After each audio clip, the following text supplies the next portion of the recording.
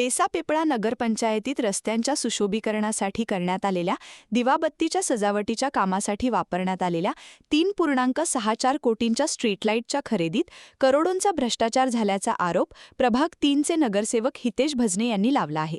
त्यांच्या मते नगरपंचायतीने विविध प्रकारच्या सजावटीच्या पोल व लाईट खरेदीसाठी मोठ्या प्रमाणात खर्च केला, मात्र या दरांची बाजारातील किमतींशी तुलना केली असता मोठी तफावत असल्याचा आरोप केला जात आहे।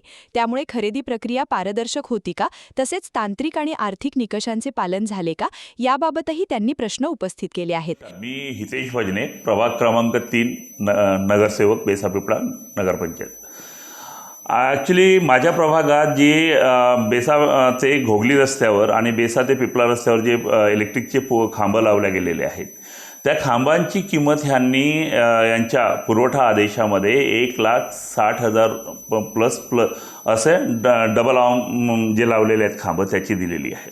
बट आजच्या तारखेला मार्केटमध्ये चेक केल्या गेलेल्या असता त्याच्यामध्ये मला तफावत दिसून येत आहे। जसं आता काही लोकांनी हा मुद्दा उचलला गेलेला आहे, त्याच्यावर नंतर मी याच्यावर पडताळणी केली मी स्वतः मार्केटमध्ये जाऊन, तर त्याच्यामध्ये काही तफावत दिसून आलेली आहे। त्याकरिता मी माननीय जिल्हाधिकारी, नागपूर जिल्हाधिकारी यांना मी मेल केलेला आहे। उपमुख्यमंत्री माननीय एकनाथजी शिंदे साहेबांना मेल केलेला आहे।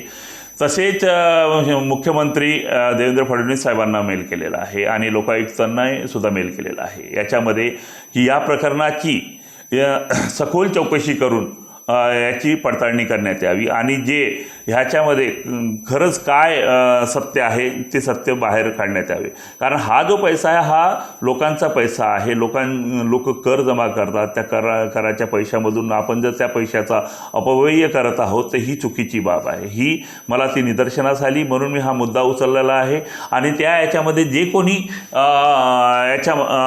कोणी दोषी असतील याच्यामध्ये त्यांच्यावर फौजदारी गुन्हा दाखल करण्यात यावा, तसेच त्यांच्यावर प्रशासकीय कायदेशीर कारवाई करण्यात यावी। यांचे जे काही याच्यामध्ये निविदा यांनी जिथपासून सुरू केलेल्या होत्या त्या निविदा चेक करण्यात यावा का, यांच्याकडे कोटेशन्स किती आलेत, काय आलेत, कशा पद्धतीचे आलेत आणि यांनी कुठून कोटेशन्स दिलेले आहे आणि कोणकोणत्या कंपनीकडनं यांनी कोटेशन्स घेऊन हे केलेले आहेत, की हे मॅनेज केले गेलेले आहेत की कसे आहेत, हे सुद्धा याच्यामध्ये चेक करण्यात यावं। कारण याच्यामध्ये हा जो पैसा आहे हा पैसा नागरिकांचा आहे आणि नागरिकांच्या उपयोगासाठी जर पैसा येत नसेल वेळेवर तर मग काय। कारण इथं बाकी बाबी भरपूर अशा पेंडिंग्स आहेत ज्या इमर्जन्सी तत्वावर आपल्याला करायला पाहिजेत, त्या पेंडिंगमध्ये ठेवल्या गेलेल्या आहेत आणि जे फक्त उजेड देण्याचं काम एक लाईटचा पोल करतोय त्याच्यासाठी आपण जर 1,60,000चा जर पोल आपण जर लावत आहोत तर ही खूप खेदाची बाब आहे।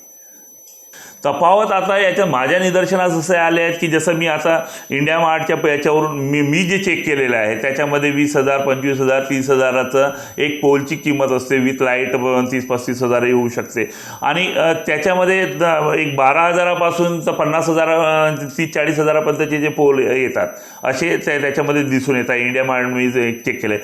प्रायव्हेट मी याच्याकडनं म्हणजे जे सप्लायर आहेत त्यांच्याकडनंही मी चेक केलं, काही कोटेशन्स घेतलेले आहेत, त्याच्यामध्ये हा तफावत दिसून येईल। मटेरियलचा फरक बघा, मटेरियलचा फरक पडेलही 19-20, तर त्याच्यात एकदम खूप जास्त फरक पडणार नाही, तर थोडा बहुत 19-20चा फरक राहील, खूप जास्त राहणार नाही। याच्यात डिफरन्स मला तर असं वाटतं की 7 to 8 टाइम्स यांनी एक्स्ट्रा चार्ज केलेला आहे याच्यामध्ये। या खरेदी संदर्भात मुख्याधिकारी भारत नंदनवार यांच्याशी विचारणा केली असता आम्ही सर्व पोल आणि साहित्य 2 वर्षांच्या दुरुस्तीसह शासनाच्या जेम पोर्टलवरून रजिस्टर्ड संस्थांकडून खरेदी केली आहे, त्यामुळे तिथे अपहार होण्याचा प्रश्न उठत नाही। तरी देखील जर त्यांच्या सांगण्यानुसार या व्यवहारात काही गैरव्यवहार आढळल्यास आम्ही संबंधित ठेकेदाराचे 1.5 करोड रुपये अडकवून ठेवले आहेत।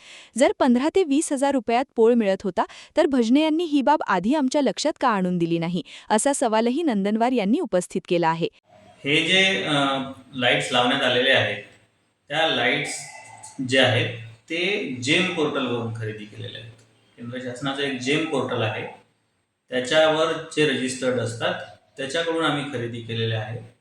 त्यामध्ये फिटिंग सहित लाईट्स, वायर, त्याचं फाउंडेशन, रोड कटिंग आणि त्याच्यात 2 वर्षाची देखभाल दुरुस्ती याच्या सहित ते झालेले आहे आणि मला वाटत नाही की जेम पोर्टलवरून खरेदी केल्यानंतर त्याच्यात काही गैरव्यवहार झालेला असेल तरी आम्ही त्या ठेकेदाराचे 1.5 करोड रुपये अजूनही अडकवून ठेवलेले आहेत. असं काही आम्ही त्याची चौकशी करू आणि असं काही आढळलं तर आम्ही त्याचे पैसे ते देणार नाही. लोकल जे हे आहेत ते म्हणतात की 20-25 हजारात खरेदी होऊ शकते.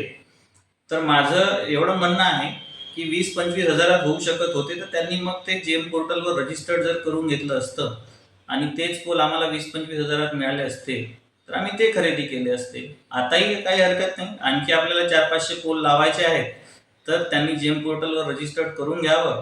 जे भजने साहेब म्हणत आहेत की जेम पोर्टलवर मिळते तर जेम पोर्टलवर रजिस्टर्ड करून घ्यावं. आम्हाला ऑथॉरिटी आहे ते खरेदी करण्याची. यांचं काम आम्ही तसंही आता स्टॉप केलेलं आहे. हो बिलकुल. आणि ती चौकशी झाली पाहिजे. काही प्रॉब्लेम नाही चौकशी होण्यात. ती रितसर जेम पोर्टलवरून खरेदी केलेली असल्यामुळे चौकशी झाली तरी त्याच्यात काय खरं आणि काय खोटं हे निष्पन्न होईलच. स्थानिक स्वराज्य संस्थांमधील विकास कामे ही नागरिकांच्या कररूपाने जमा झालेल्या निधीतून केली जात असल्याने प्रत्येक रुपयाचा हिशोब पारदर्शक असणे आवश्यक आहे. त्यामुळे या प्रकरणाची निष्पक्ष चौकशी करून सत्य जनतेसमोर आणावे आणि भविष्यात अशा प्रकारच्या अनियमिततेला आळा घालावा अशी अपेक्षा नगरसेवक भजने यांनी प्रशासक भारत नंदनवार यांनी व्यक्त केली आहे. कॅमेरामॅन सचिनसह सनी भोंगाडे, शंखनाद न्यूज, नागपूर. क्या हुआ बहू? माँ, पाइल्स की बहुत तकलीफ हो रही है। तो तुम गुदरोग सर्जन के पास क्यों नहीं गई? देखो, जैसे हार्ट के लिए हार्ट स्पेशलिस्ट, ब्रेन के लिए ब्रेन स्पेशलिस्ट, तो पाइल्स के लिए पाइल स्पेशलिस्ट क्यों नहीं? स्त्री हो या पुरुष, टॉयलेट में तकलीफ केवल पाइल्स ही नहीं और भी कई प्रकार के गुदरोग तथा कैंसर भी हो सकता है. इसीलिए इसकी प्रत्यक्ष जांच जरूरी है.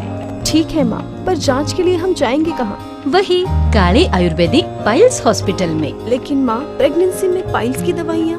प्रेगनेंसी में आयुर्वेदिक दवाइयाँ सुरक्षित होती है.